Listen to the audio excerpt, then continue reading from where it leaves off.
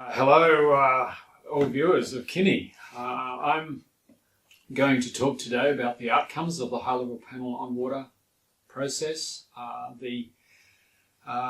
There's a lot of news here. 2 weeks ago at the United Nations headquarters in New York, the representatives of the high-level panel handed over their final report to the Secretary-General of the United Nations. At a ceremony event. The panel has operated for 2 years. Its job was to raise awareness and promote the importance of Sustainable Development Goal 6, which in summary is that all governments have committed to achieve safe water and sanitation for all their people by 2030, which is only 12 years from now.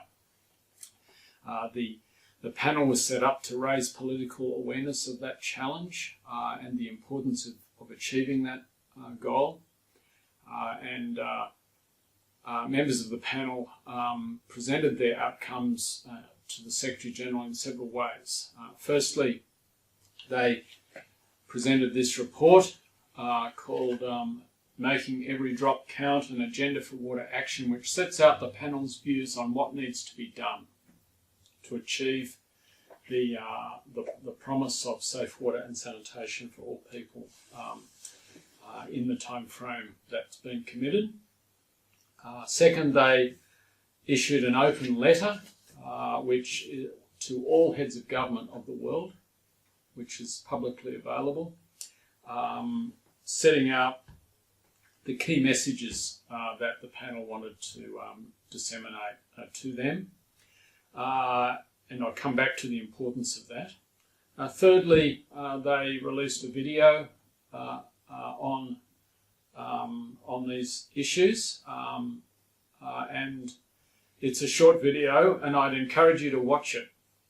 If you want to see the video or get any of this information, all you do is type HLPW into your search engine, 4 letters, and it will all be there. It will be the first thing that comes up on a Google search is the link to the high-level panel on water website, where the video is the first thing you'll see, 3 minutes long, and the information that I've been talking about is all there. So that if you want the authoritative outcomes of the panel, that's where you find them. The video has 3 key messages, and they're summarised in the words: turn it off, turn it on, and turn it up. Okay? So the video is, the high-level panel is saying in the video, it's time that we all turned off denial about how difficult and important these problems are, turned off the pollution, turned off the causes of these of the challenge that we have. And the panel is saying in the video, it's time to turn on the solutions, and that there are solutions. They're set out in this report. So there's very good news here. That is, yes, we have a monumental challenge. All governments have. But there are ways of addressing those challenges. So turn on the solutions, the innovation, the investment, the ideas, the political will that's required to get there. And turn up the way we do things. Turn up the energy on this, the intensity, and how we turn up the heat on those that are not performing well in this great challenge. So that is the key message of the video. You really, to understand the panel's purpose and objectives, please watch the video.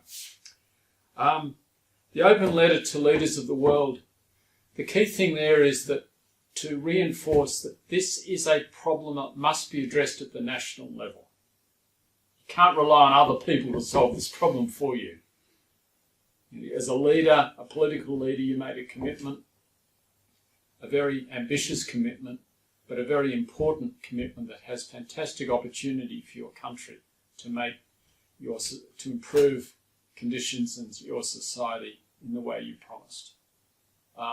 So the letter is reminding leaders of that commitment and the need for sound policy at the national level to be put in place to deliver. The letter is also making the point that everybody who reads it has a role to play here, not just the political leaders to whom it's addressed. So it makes the statement, whoever you are, whatever you do, wherever you live, we all have a shared responsibility to change the future of water. So that is a resounding call from the panel for everybody to get behind this agenda. Yes, the letter is addressed to the political leadership of the world, but we hope, lots of opinion leaders and people in society will read the letter, and we want them to take initiative from the letter and be incentivised to do so. In terms of the panel outcome, I would say there's broadly two types of outcome. There are recommendations on policy. What are the policy changes that need to be put in place at the national level and by the international community to make it possible to achieve the Sustainable Development Goals? Then there are practical outcomes as well. Products that have been issued in the life of the panel, which countries can use at a practical level to help them get there, guidance materials and so forth. For example, Australia has led the development of several of these. There's the Water Guide, which is a fairly simple but important iteration of the key measures that policy needs to have to create incentives for people to use water efficiently. Without those incentives, water will be wasted. So it maps out key elements of the core policy elements that are good practice in all societies. Second, we have just issued this guide to managing water for the environment. Similarly, practical advice to governments. We have issued the guidance material on water data management, how to improve the foundations for policy making through better information. So these are practical examples of practical things that have been issued in the life of the panel. The three I've just mentioned have been done by Australia, but other countries too. The Netherlands have led on a major initiative on valuing water, and with principles and so forth, a bit of a toolkit in preparation on that. Now, at the policy level, this is the content that will really drive change. Practical things will help drive some change, but unless you have the policy measures in place, it will be very difficult to get there. The policy work of the panel starts from the premise that we are not on track. If things keep going the way they are, most countries will not achieve the goals they have promised to achieve. So that is a hard message, but a very important one. That is, the status quo is not good enough. Some countries are actually going backwards, and there is United Nations published information which is validating these concerns. Some countries are going backwards, some are on track, most are not on track. So that is a big wake-up call. So the report has a wake-up call to start the policy discussion. So that means things have to change. Things have to change at all. Many things have to change, and the report sets out its approach to that problem, which I've talked about in previous interviews. The conceptual approach to dealing with this through thematic themes and areas, the underpinning requirements around data, around valuing water, and around governance, and so on. The sort of the thematic and approach the panel took, which it has stuck with. But what is new are the key recommendations of the panel, which have been developed by the panel and are put out there. The audience, the primary audience for them being the political leadership and opinion leadership of the world. Many of these will be difficult to implement at the political level. Otherwise, they would have been done and we would be on track. We're not on track because they're so difficult. So there's nothing easy about this. So therefore, the more people that understand and are willing to back these sorts of recommendations in, the easier it will be to implement them at the political level. It's very easy just to keep criticising political leaders for not achieving goals or for implementing particular things which are difficult at the local level. But to be constructive partner in this quest, the important thing is to be able to work with governments and help them do the difficult things that have to be done. The recommendations are many, and I'm not going to go through them all, but let me just pick some headline recommendations for you. In the issues around sanitation, the recommendations are to focus on the service delivery models, on the most vulnerable communities, the importance of gender, and the reality that the burden of poor sanitation outcomes largely falls on women and children, who are put at great risk due to failed outcomes in this area. So on the sanitation front, the panel is recommending that all countries that are able to do so get behind the Water and Sanitation and All Partnership, which is very universal and comprehensive agenda of change, and raise the priority of this issue in national policy thinking. There are recommendations on disaster management, which essentially are that the key thing is to prioritise preparedness and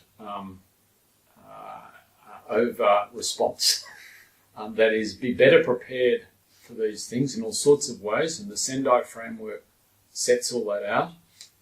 And then it will be less cost and trauma involved in responding to these disasters, waterborne disasters. And deal with the risks up front.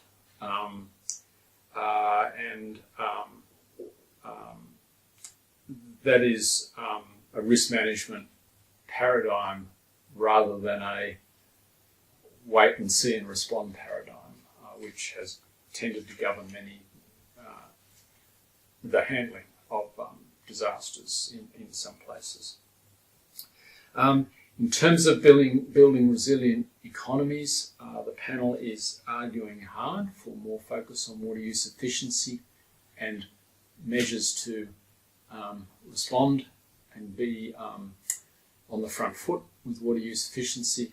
I mentioned the water guide, having policy in place that creates incentives for efficiency.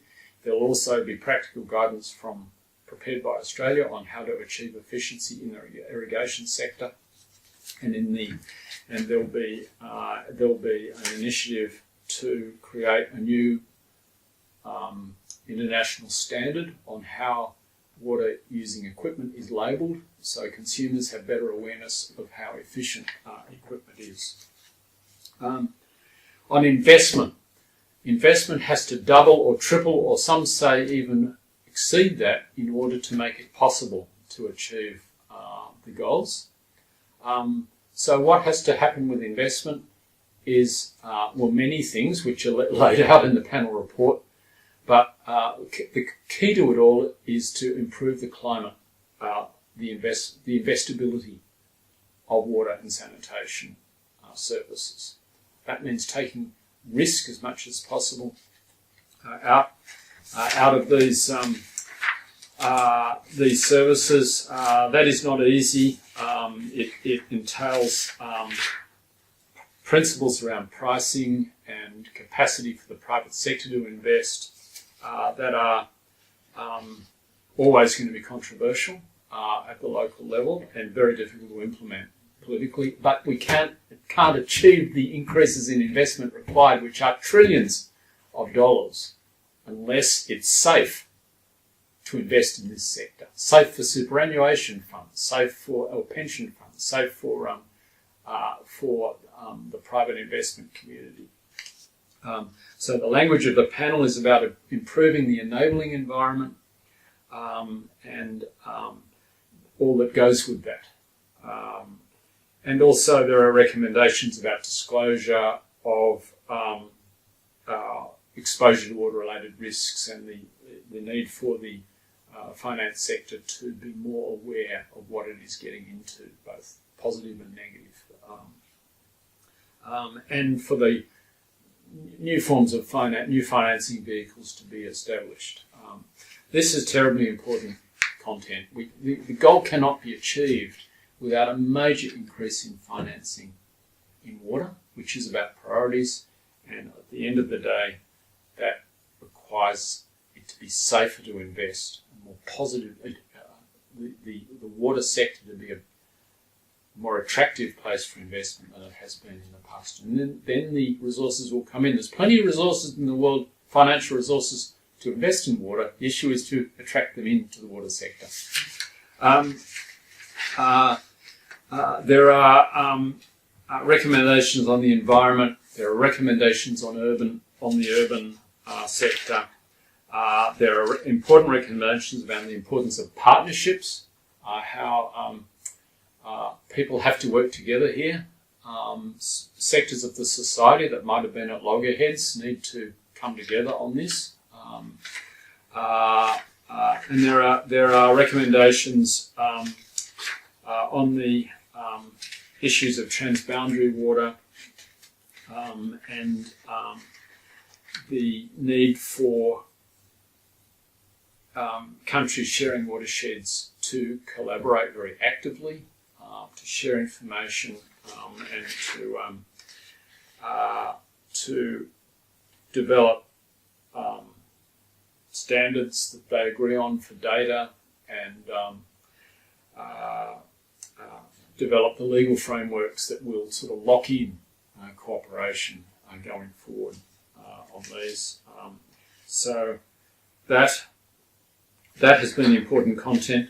And there is content around the importance of dealing with these issues proactively to head off future future conflicts and the displacement of people that can arise from that, which in turn can create major water challenges in some parts of the world that are receiving large numbers of displaced people. And finally, there are recommendations about what the international system as a whole can do to support those countries that are trying to implement these policies. And the recommendations include the use of the UN Water Decade, which has just been launched on World Water Day last week, to provide a platform where countries can share their experiences and create new partnerships to work jointly through these issues. And the panel, one of the particular suggestions of the panel is that each year of the Water Decade be themed to a particular issue that the panel has identified. that needs to be achieved. This is the policy content of the panel's work. The report isn't very long, but compared with many of these sorts of things, it's around 30 pages long. If you're interested and committed to these issues, I would ask or encourage you to read the report. It's on that website I mentioned. HLPW is all you have to put into the search engine.